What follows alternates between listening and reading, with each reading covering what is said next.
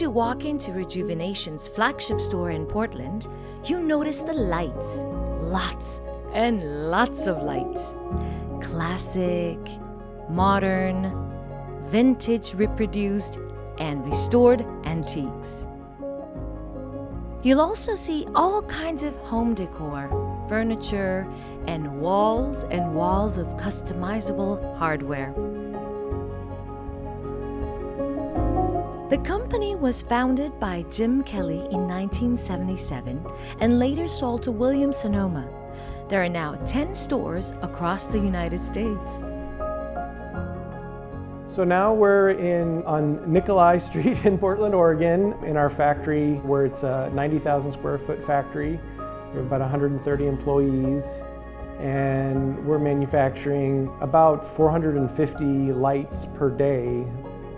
In the factory, as they call it, the people behind the scenes handcraft each piece. They're mainly immigrants and refugees from countries like Vietnam, Cuba, Bosnia, and the Ukraine, who now call Portland their home. It's a special relationship that began in the early 80s between IRCO and Rejuvenation. In fact, one of the first people hired from IRCO in 1984 is still working here. Today, the partnership is still going strong. 60 to 70% of the workforce is influenced by IRCO.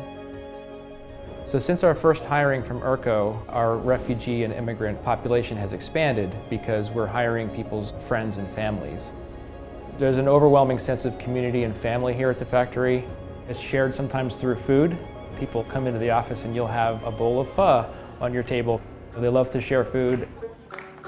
That sharing of food and music performances during the company's cultural heritage days, it connects them to the place they left and gives them a chance to show off their national pride. At the factory, there's a recognition of who is the backbone of this company. The maps and colorful flags serve as an appreciation for the many different cultures that share space here. Cultures that add to the culture of Rejuvenation. Getting to know their story, getting to know who they are, and also really expressing their value to the company, that they're not here just to be another worker, they're part of the success of the business.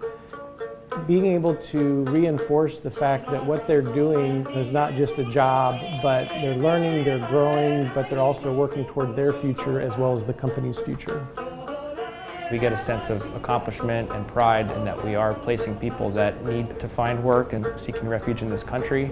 I think we're thankful for them, and hopefully they're thankful for us.